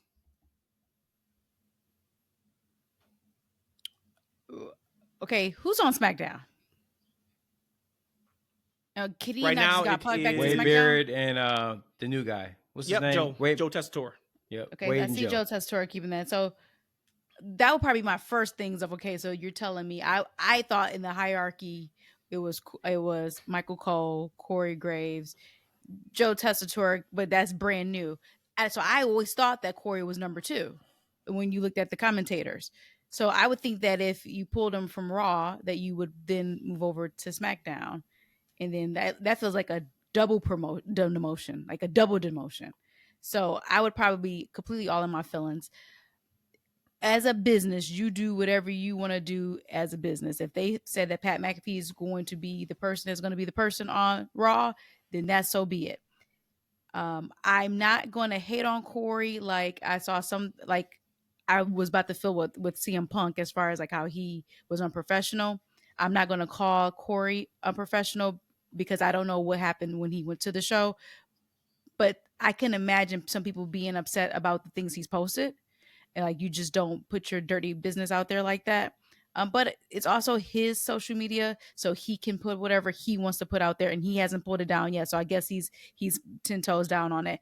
My thoughts and my feelings on it is, if he was the number 2 guy, why couldn't you give him kind of what he wanted? If it wasn't Plan A, why couldn't you give him Plan B? Or could Corey just be like, nope, I want Raw or nothing? So for me, I thought they should have made concessions for him so he wouldn't feel this way. But clearly they're not. And I hope he can do and go wherever else that he would want to go. It's an unfortunate situation. Let's play it off like it's a work. I'm sorry, it's a shoot. I'll shoot all along, right? You think about like Corey was number 2. He's been doing it for a long time. Really good at his job, right? But maybe they like the synergy between Wade and Joe, because they were doing a really good job on Raw, like, right? So that's Joe's comfort zone. He and Wade might have a good connection. They want to continue that on SmackDown, right? You don't want to break that up. You don't want to get Joe out of his groove, because Joe, man, we've talked about it before, man. He's really good, man. And Yep. like, to be like almost a brand new to wrestling, like I know he's been a commentator for years, but so are a lot of the other guys that they're bringing over there. Like he is the perfect hire, man. He's great. He's a fan. You could tell. Yeah, you can hear it. You can hear it in his voice, man. You can tell he's just a pro. He's natural at it, man. He's just really good at it, right? And so if he and Wade have a good chemistry together, I guess you want to keep that rolling. We know that Pat McAfee is Pat McAfee, and then Pat McAfee and Michael Cole have a good connection, right? They love working with each other. So if you're going to go down to the 2-man booth, which that's what we grew up on, Matt. I love the 2-man booth, right? Love so it. if you putting 10 toes down and you're doing 2-man booths now, I guess Pat and Michael would be the thing. Now, here's the story. When Pat has to go back and go back to football, like who's the follow up? That was Graves, right? So it kind of I feel like naturally it just kind of puts Graves in a bad situation to where we're doing 2-man boosts. We're not doing 3-mans anymore, right? This is where we're going. We're gonna put you down to NXT. This kind of in a holding pattern until we kind of figure it out. Reshuffle the deck, etc. Like, right? So to be a pro, things happen. Like, right? They didn't fire. I mean, as long as we know he wasn't getting fired, they weren't taking money from him. Like, right? Like, he still was getting paid to do a job, and I'm sure they probably explained the reason. Now, for him, if he took it as, Pat is just, more popular or more famous, I don't know if that's the conversation they had with him. That's what he took from the conversation. Like, right? But sometimes you got to be a pro and you got to look, this is where the cards lie. I had a good run. I'm going to get back to where I want to be. Right? But at this moment, let me make NXT my home, because NXT is a growing product. I mean, they almost said, look, if California, right? If California, the fires didn't happen, I wish they didn't. In California was watching, at least they probably been up 1.2 in NXT. Like when Rock popped up. And so that's a big shift and growth for NXT brand. Having Corey Graves be able to tell his stories and get those wrestlers over would have been invaluable. So he should have took that as a challenge. right? I think I think him being unprofessional is way worse than what Punk did. Like, right, cause he's going on there to be a pro. He should have took the challenge, and he should have took the chance to rise that program. Now Booker T is doing a good job. I like Booker T, but Booker T is color. Booker T is there for shits and giggles.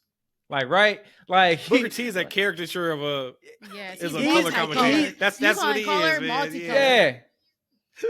He's there for color, right? He's not going to be breaking down the match. He's there to get to crack the one-liners, to make the jokes, things of that nature. So there definitely was an opportunity for Corey Graves to go over there and kind of expand the storytelling. So, and let's say it's a work. Like, this is a Tony Khan work if it's a work, because I don't know what you gain really from it. Unless it's just a Corey idea, and they say, hey, let's roll with it. Like, hey, like he went down there and said, hey, man, how about we act like I'm mad about this whole thing? Just kind of, get some eyeballs. I don't know how many fans want to see Corey be mad at NXT. Like, I don't know, I don't know if that's going to really engage that fan base. Like, hey, you know what? I want to tune in to see what Corey going to say on. I don't think that's what people want to tune in CW to see Corey be mad. I don't think. Now, maybe this is kind of some kind of setup to kind of get him back in the ring. Because, like, again, if he's cleared, and I think he was trying to get cleared a couple years ago. Yeah, I think they said he got cleared 3 years ago, allegedly. Yeah, and I think he is cleared. And he's an employee, not a contractor, right? So he gets the benefit packages and all those type of things. I think that's probably why he stayed. It's probably a safer thing for him to do. He doesn't want to lose his spot, lose his benefits. He has like 100 kids. A new one on the way. It makes more probably sense for him and his family. But maybe there's an opportunity to say, hey, in this moment, we're going to go in a different direction on the commentary booths. Would you be interested in popping up, at the Rumble? Maybe do you want to have a short run, maybe in a WrestleMania match, right? Until we got to do the trade and get, Pat goes back to football and you come back to sit in Raw. Maybe we can give you a short run. Maybe this is leading to that. Yeah, I just really hope this isn't for real. I think it's for real. It's not. I think it's for real. I really hope it's not. I think it's for real, and I think this one was such a good one for me because this is our 183rd episode. I don't think I've ever not given like my clear thought about something. Cause I just feel like if we have a show, we need to have clear thoughts on it. This is one where I'm like 50-50 on it because I see both sides of it significantly. I see both sides. I see his side of like, okay, so let me get this right. I've been doing this shit for I don't know how many years. Yep. Been told I'm great. Yep. Presume number 2. Or number 1. Okay. Depending on how you look at it. And now we have the most eyes we have ever had on us. And now you send me down a developmental to the UPN network? To the plantation? That's what we're doing now? When Wade Barrett has been doing this way less time than me and he's on SmackDown? That's his side of it. I damn sure see WWE's side on it. Hey, look, sorry, but not sorry, you're not Pat McAfee. Yeah. I don't care how good or great you think or how bad you think Pat McAfee is. He's Pat fucking McAfee. You not bringing eyeballs like Pat McAfee. Sorry. That's a fact. And on SmackDown, evidently, we love what Wade Barrett is doing with either Joe or whoever. So we're not going to send Wade to NXT. You're the eyeball out. Sorry, man. Hey, you still got your job. You just working Tuesdays now down in Florida opposed to Mondays or Fridays traveling the world. I see both sides. I saw some people, actually, this is a great, just really quick. This was up under, so I tweeted, I just said, well, there goes the It's All a Work talk when they said he wasn't appearing on NXT and he was taking a flight home. Our guy, Brandon James, said, I understand his feelings, but I don't like airing personal stuff on social media. I think that's unprofessional and childish. They've switched up the commentary team repeatedly over the last 2 years. And then you done messed up. Said they're switching up commentary teams, and then there's putting your second longest tenured announcer into a third wheel role, the developmental brand, for no apparent reason other than being shinier outside names available. I hope this is a work because otherwise, ... And then Brandon said, no offense, but it's his job. Fans like to act like just because these people are on TV, they are owned more or they own something. He's getting paid to commentate where they want him to. If he doesn't like it, he can quit. Then you done messed up now, said it's a disrespectful way to treat an employee. And that's all I'm pointing out. And if you disrespect someone in public, you shouldn't be surprised when the get back is just as public. Now, I don't think, though, they disrespected him in public. But you can by you saying you're putting me down at NXT. That's a demotion. So that is your public way of humiliating me. Last thing Brandon said was, I'm all about respect. His employee changed the shift. Happens all the time. WWE didn't talk bad about him publicly, and yet he told the world.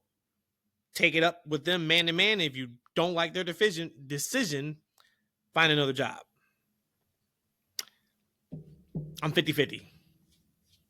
I really am. I hope they figure it out. But I can absolutely see where his situation's at and why he felt like he shouldn't have lashed out. I don't think he should have tweeted that. In any world, he shouldn't have tweeted that. But if that's his feelings, that's great for us to be able to see how he's feeling.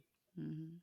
But WWE is well within their right to say, it'd be different if he got fired. If he got fired, this is a different conversation, of course. He didn't get fired, though. He got sent to NXT. But okay, let's talk that out for just a hot second. And that's all I want to talk about it for longer. But if you are fired, and I would imagine he would get a severance because he's an employee, would that for his ego? No, you get like a 90-day. Yeah. Okay. Yeah, well, you get fired, you get fired. My whole thing is like, would it have protected his ego more if he did just get fired? Hell no. Versus if he got demoted to NXT. Yeah, no, I don't think so. Nobody wants to get fired. I'm 100% like this. Like, if this is a shoot, McCory fucked up. Number one, you gotta be professional. He a grown ass man. Like, right? Like, okay, you getting paid. There's a business reason why. You ain't gotta like the business, but the business is the business. Like, right? So if you're that dissatisfied, go in there with your big dog draws and go quit and shut the fuck up. I don't, say do that. Don't go in there crying like a little bitch on the internet. These young motherfuckers go on this internet and y'all gotta have air out your. I don't care about your damn feelings, bro. Quit if it's that tough. That's for anybody. If you don't like your job, quit. Shut up. Like, right? That's just what it is. They paying the man to go here, and he gonna probably be back there at another point. Get out of your feelings. You got a family, a young baby on the way, and you caught in your feelings because you got booed to developmental. Okay, so if they fire your ass for being dumb, what you gonna do? You gonna go down to AEW? Hope they gonna pay you the same wage? You gonna go to Impact? You ain't getting paid there. You gonna go to New Japan? What you gonna do? Like, what you gonna do? You couldn't stay within your feelings for a hot second and ride the wave because all circles, because the cream always rises, right? So if you think you should be whatever show, if you think you better than Wade and you better than Pat McAfee and whoever else, like, right, show your worth. Your turn will come, just like it's been coming for the past couple of years. Like it's silly to me that he will go through all this and potentially ruin his career because he doesn't want to wrestle on an NXT. I mean, he doesn't want to wrestle. He doesn't want to talk on the NXT show. Okay, man, go back, handle your business, and then go back and do what you do. Like, because that also because if it is a shoot, to me that also makes NXT look less than. Mm-hmm. Also, right? Like saying, but there's no denying that they are developmental. So if we're talking about business here, they are developmental. Mm-hmm. So you can't. Yeah, maybe you shouldn't. That would probably be the most unprofessional thing of this whole situation because I'm probably not to where E is at on this at all. But maybe because you kind of just threw some shade at NXT, and that still is your family. Well, but and he's not developmental. He's a professional. Yeah. Right, go down there and be a professional and do your job. Like, and you could say maybe he threw a little bit of shade at Pat too. To say, and then when it's time to enjoy the fruits of your labor, being told you're not famous enough for your own job. For your own job, you're not famous enough. He So did say here's it on my Monday thing. night, so maybe he had a couple cocktails and he set But that here's thing the off, thing. and he tried to turn into a work the next day by saying, "Tune in to NXT and, and hear what I have to say." that's the wrong company to try to turn something into a work, right? Like that ain't the company you trying to like. So like if this ain't a shoot, man, I think it's just a bad look for him. I like it just overall. Like you got too much to lose and there's too many things at stake, and you're too good to get caught in your feelings. Oh, he deleted like, it. right? He deleted it. He finally deleted because like it was up earlier today. He deleted it. Because Yep. like, I was surprised that he had it up for so long. I'm like, maybe it is. I was hoping that it is work. I'm like, he had it. That was up for a long time. He It gone. was up for a long time. But I do feel that a person on their own platform has the right to say whatever they want to say. If they want to air their dirty laundry, they have the absolute right to do it. Now, if he took screenshots of personal conversations with him and Triple H and then he posted it, then that's completely like, no, like that's terrible. But I think you absolutely have a right to go and rant. And if you want to say cry like a bitch, he absolutely can. We talk about betting on ourselves all the time. That's all we talking about. If you know your worth, then you better own and live in that. Then I can't come on here and then say like Corey couldn't get his feelings off. No, he absolutely can. We all can. We all can go on the platform. We can say whatever we want to say, but it's also within my right as a business owner to potentially reprimand, fine, and suspend you because I can't have everybody going in their feelings, crying about it. Then you're gonna have AEW where everybody going on and spearing, dirty laundry, making the company look bad. Look, we trying to do something right now. We riding a wave. I don't need stray employees down disrespecting the company and their roles in the company. Like, so it's within my right as an employer to say, hey, man, look, either you in or you out, and maybe you out. Because obviously right now, I'm good to go with the team that I got. So if you don't want to roll with it, man, I'm going to make a decision for you. You got to go. But I think Corey was willing to accept that on Monday night. If you say he posted that Monday night, I think he was willing to accept that he was be gone. He'd be terminated. Man, I hope he saved his money. That tweet reads like he got fired or he got put on the bench. The tweet doesn't read like he was going to NXT. Just like reading it one last time, being told, not deciding you're no longer physically able to pursue your dream, then deciding your life to something dream adjacent and being pretty fucking awesome at it. And then when it's time to enjoy the fruits of your labor, being told you're not famous enough for your own job, just in case you've wondered where I've been. Oh, you're right. That does sound like I'm being terminated. That don't sound like somebody who is going to be on our TV the next day. Demoted? Yeah, like maybe he had that shit in his drafts, and he may have taken press post. But no, maybe he had in his drafts like a week he would have before. known about it.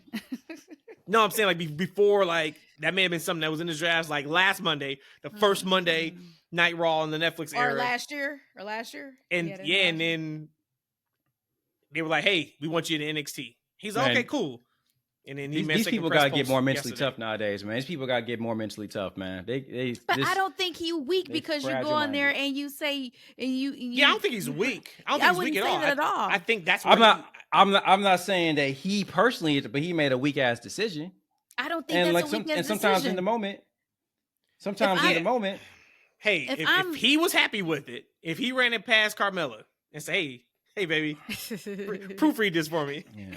What you think? She may have pressed that post button. You said she probably pressed that post button. And then hit his password from him.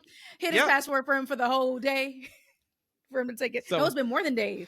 It's been a couple of days, you said. Huh? Hey guys, I'm still getting paid the same enormous amount of money, just on a different show. But I'm really pissed about it's not the day that I want to work. But man, I really wish it was on Monday and Friday and not Tuesday. But hey, look, I guess money ain't everything when you rich like y'all is. But like for me, you know what I'm saying? When I got a family and a mouth to feed, I gotta put that first. So maybe for him, he feel confident, and that's great. He feel he can pop off at the mouth and say what he want on social media, and there's no repercussions, right? Because he gonna walk back into the job. They gonna give him a little paid leave. He gonna sit home. He can get his stuff off his chest, and he's still gonna have a job tomorrow. That's great. That's a wonderful thing. I hope he keeps his job. Okay, actually, he's really good. He'll be all right. Hopefully. Thoughts and prayers. That's all you can say. Thoughts and prayers. Endeavors, right? To be continued for sure, because this one just ain't gonna go away. Yeah, man. To be continued. That's all I got. That's it. Hey, last thing though, if that's for the show, So what we think about that 12-man match that's happening tonight? Are we hype on it? Are we hype on the 12-man match? Why was that? Why do you think that was such a big problem on the internet, bro?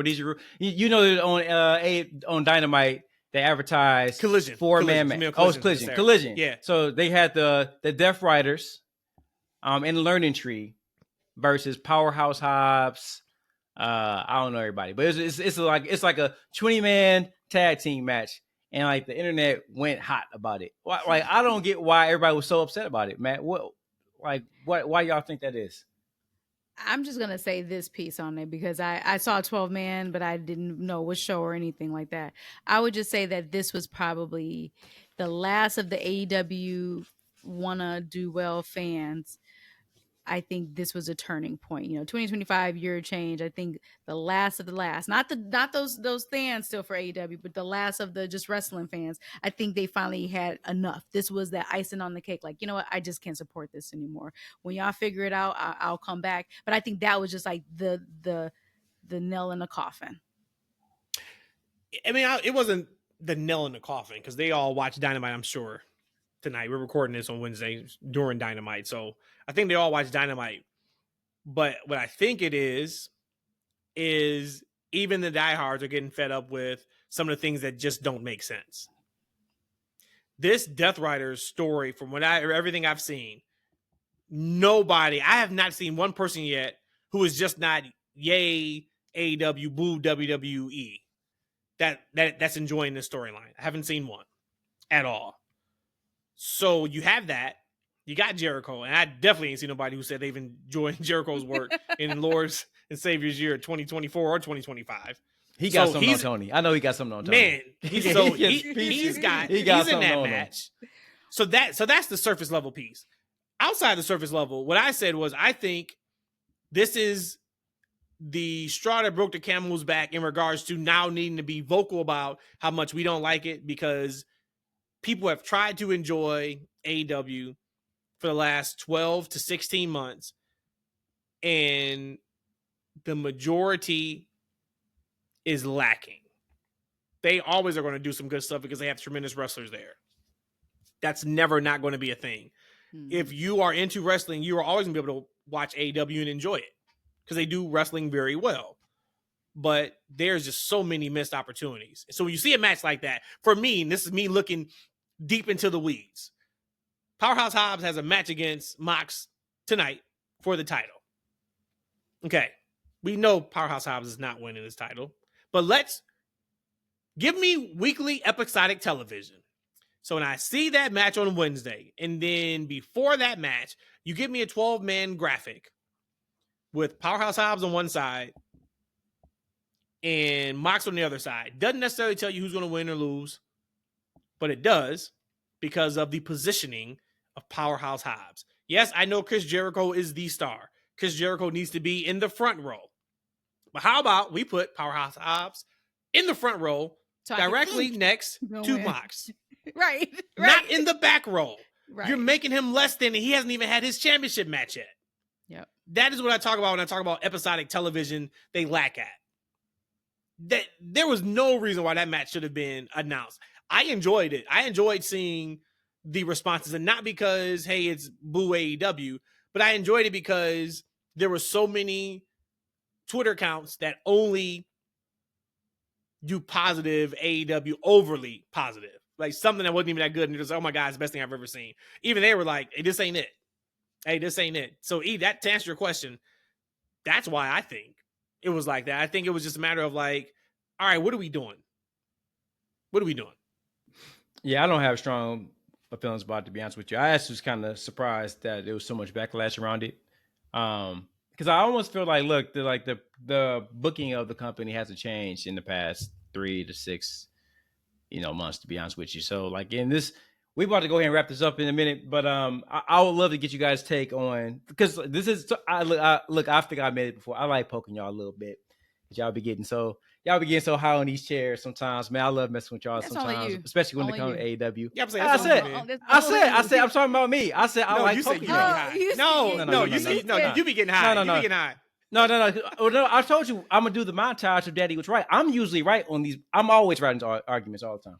all the time. All right, come on, But get the point. Go on, come on. see, I'm always around these arguments, Come but on, I like poking y'all. But I'm actually very interested because I remember you guys went to a pay-per-view, the one where they was doing drugs in the ring with needles and everything and paper bags, and y'all was like, oh, this is great television, and they did business the right way.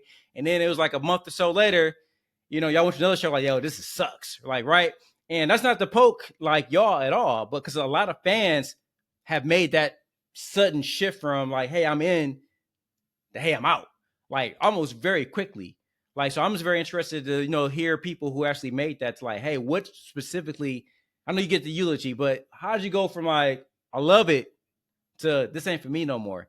And that's happening at a drastic rate for AEW. It's been happening for quite some time. I was telling you guys, even you guys were still hype on the show, like there's a lot of people that's turning on AEW quickly, and the show itself fundamentally hasn't changed. Like, to me, Tony Khan's been the bad booker for the past 2.5 years, really.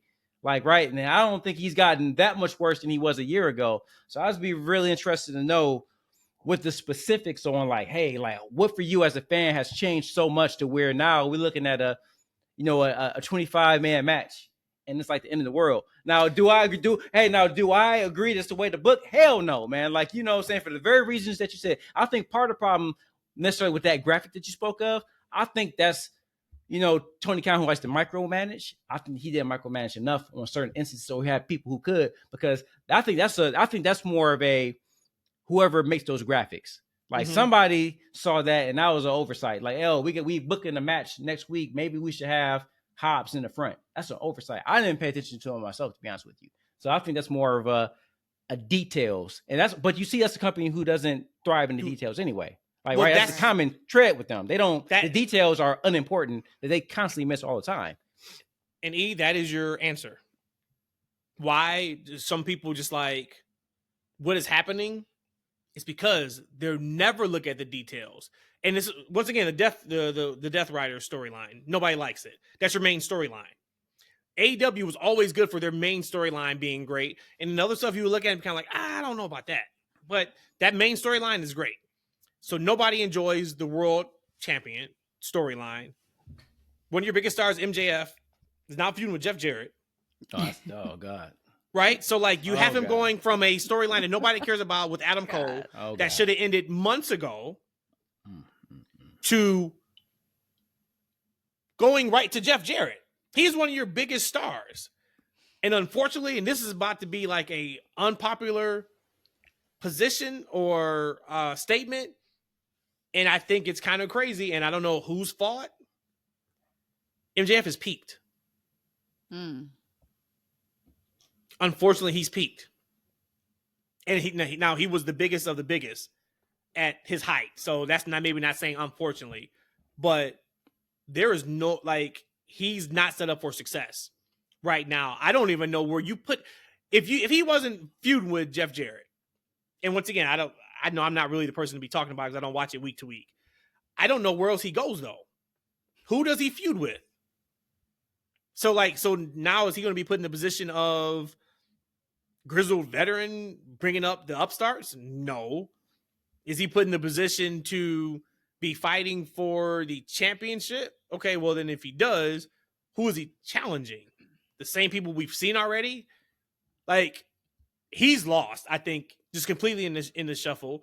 But I think that's what you're seeing. Like, I remember, so when All Out was September 9th or whatever it was, we went to that show. And even then, I mean, I wasn't watching intently every single week. I was on here just saying, like, I got to just watch this as just casual. Maybe if I watch it as casual, I won't get upset. And that show was a good show. Well, the main event was fantastic. I still love that main event. That was one of my favorite matches of the year. But then when you go to when I went through the whole eulogy, or went to that November show, was the week of Thanksgiving. So it was about 2 months. And in between All Out and in between Full Gear / AEW Thanksgiving, nothing really of any positive consequences happened. That's 2 months of just dead air, wasted time. And I'll throw it to Rhodesia and I'll just stop on this. Somebody put up a video 2 weeks ago, I believe it was, and it was of All Out, and it was of Hangman Page leaving the arena, well, not leaving the arena, but leaving, the arena, not the actual building itself. And him, pointing at a ring where Swerve was still there, being attended to. You can tell he's upset, cussing at the ring. He stops. He looks at the entrance ways. Of course, we know they got a babyface tunnel. They got a heel tunnel. He takes a step toward the babyface tunnel, and he goes to the heel tunnel. My God, is that incredible storytelling from him. You made me do this, Swerve. I want to be this guy. I want to be the good guy. But because of what you done, you broke into my house. People cheered you. You've done all this bad stuff. You made me turn into a heel. Not once did they mention that on television. I was going to ask you, like, they didn't tell that story. Not once. They didn't tell that story. But that's something for me. I would be like, oh, I am locked in now. There should be no reason why Swerve burned this man's house. I'm sorry. Hangman burned Swerve's house down. And it's kind of like, it was a thing for a week. It was a thing for 2 weeks. But then it's like, okay, like kind of what's next? I felt like when I saw that video, that was a microcosm of what's happening. There are stories being told either by the wrestlers themselves that is not translating to TV, or there is just a massive disconnect. Because that's a detail where you say, that's beautiful. I love that. And that never even made television. And so I tweeted that. Can you really just summarize what I just said? The response from the person that put the video up, because I quote tweeted. The response from the person who tweeted that said, that's why it's up to us to make sure the stories get out. Sir or ma'am, we don't work for AEW. It is not up to us to make sure we explain what happened in the arenas that they did not translate to television. That is up to them to tell those stories. So there you go. Mine's is easy. They haven't kept my attention, and I have a much better solution on the other side. That's it. Simply put. That's fair enough.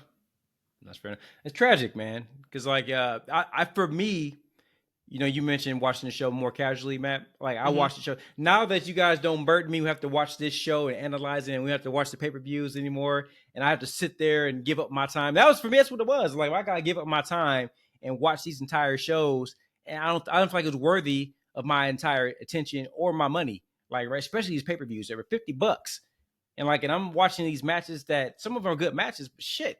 Like, I'm not invested in any of the winners. And I don't think the crowd was either. Now, but I can watch the show on my own time, like in my own way. Like, I actually enjoy it a lot more. And here's the thing. I skipped through probably a good, man, at least an hour and 20. I watched the Hurt Syndicate. I see what Ricochet's doing. Like, I tune in to see the guys that I want to see. I tune in. I tune out. If I'm, like on Saturdays, I clean the house. I'll put Dynamite or Collision up, and I'm vacuuming and whatnot. If something pop by, let's say I see NJ shaking a little something, I'll stop, see what she's doing. You know what I'm saying? I'll watch for that. You know what I'm saying? But if not, I keep that vacuum moving, right? I get to watch it at my own pace, in my own way, and it's much easier to show. It is not a show currently for me, and it hasn't been a long time that's going to contain my entire attention when I got WWE, overproducing like content in a lot of ways, right? Because we got 6 hours of wrestling on between Monday and Friday, and if you want to watch NXT in between, got another 2, like right. And as Rhodesia said, man, look, they are piping out hot wrestling and content in a much major way. So it's kind of hard for me to watch seriously a show like AEW who's fumbling at every turn. So do you watch like? I know you said you fast forward through it. Have you fast forwarded through every Dynamite in the last 4 weeks or so? See, I don't really fast forward. You know what I do, to be honest with you? Like a lot of times, like I'll have it up, and it's almost kind of like background. So I'm like doing something else while I was on. So let's say there's a match or something I'm not interested in. I just don't watch that. I keep doing what I'm doing, do my thing. Somebody pop in that I like, boom, I'll watch that. So I'm not necessarily sitting there with the clicker in my hand, right? Is that what we call it now? That's what we called it back in the day. I don't have the clicker. The clicker, the remote. Yeah, I don't have the clicker in my hand. I just honestly just tune out when I don't like what I'm seeing. So then, what's been the best thing you've seen in the last 3 or 4 weeks. Oh man, Ricochet. Man, Okay. Ricochet. Y'all want to talk about? We talked about Ricochet for years in the WWE, right? It was like, oh, he should be giving more. He should be doing more. But it was like the personality wasn't there. Man, he done found something, man. He found something. Like he's actually one of the bright spots in that company along with the Hurt Syndicate. Like he's found that heel character. He's found that hero character, y'all. Like, and you know, he's engaged in a feud with Swerve. You know, out of nowhere he popped out because, like, you know, I think it was maybe after the pay-per-view that they had, Swerve had rolled up on after the Continental Classic thing. Rico said he was gonna win. He didn't. Swerve put him on blast, clowned him a little bit, right? The next week, you know what I'm saying, at the end of Swerve's match, Ricochet comes out of nowhere with the scissor. Boom. Plugging him in the way, beating his ass with the scissors. Yeah, okay. Right? Yep, I saw that. Beating up Nana, right? He like, all right, man, you talking some junk. I got something for you. Boom, right? And they playing it up. You know what I'm saying? He looked menacing. He got his little dress shirt. It's all pulled out. The shuffle. He got blood on it. You know, that's the way you end the show. Like he's, I think from a personality perspective, I think he's never been more interested in the past, like 6 years as he's been in the current moment right now. And then the Hurt Syndicate, like Bobby Lashley, Shelton Benjamin, y'all, looks like is finally the menace and threat that he should have been in the past like 10 years. Like MVP is MVP on the microphone. Oh, he's wrestling tonight. Oh, he's wrestling tonight. So MVP's wrestling tonight. I'm gonna tune in. Yep. We're gonna see it because right now I think they're potentially teasing to go after the tag titles right now. So that's good stuff to watch. And then I actually enjoy Hangman, like, but they're kind of muddying the waters with him. So there's some things to watch. See, that's cool. Like, and that's why I would never want them to go out of business. I would never want them to, you know what I mean? Like, just what you just said there. Even just for the talent, for Ricochet to feel like he was underutilized or he's done everything he wanted to do in WWE and go somewhere and be completely a different hell, even if he was the exact same person. If that's what you want to do. I love that that's an option because it only makes the wrestling, you know, business stronger. I just know they can do just much, much more. Absolutely. They need a new booker. We ain't getting a new booker, y'all. It's like, honestly, I've given up and think that's going to be a good a book show. But I will say that the production's a lot better. It looks, I heard it looks better. Max, so I'm interested in checking that out. But I'm with y'all, man. Like, I think it is what it is with AEW. You gave a eulogy. It's time. And it's time for the show to end, y'all. That's it, folks. We up out of here. Gave you almost 2 hours of the Good Graps talk. We'll be back next week, and we are going to preview Saturday's main event. Hopefully they give us more than just 2 matches to talk. We are also going to talk SmackDown. Solo is back. Solo got a return graphic on SmackDown. I couldn't believe it. Solo returns next week. I feel good for my guy. I'm excited to see what he says. That should be some good TV. He is out on the Bloodline storyline. I'm hoping they kind of rope us back in on SmackDown and do something that's pretty cool. And I think Roman's on Raw, not this Monday, but the following Monday. So we'll see what that is. And he's in the Rumble. So follow us on Twitter. That's FNW. YouTube. That's Freakin' Wrestling. IG. That's FNW as well. That is it. Thank y'all for listening. Thank y'all for watching. We love you guys. Tell a friend, tell a friend, tell a family member. TFW Podcast, best kept secret in wrestling podcast today. Peace.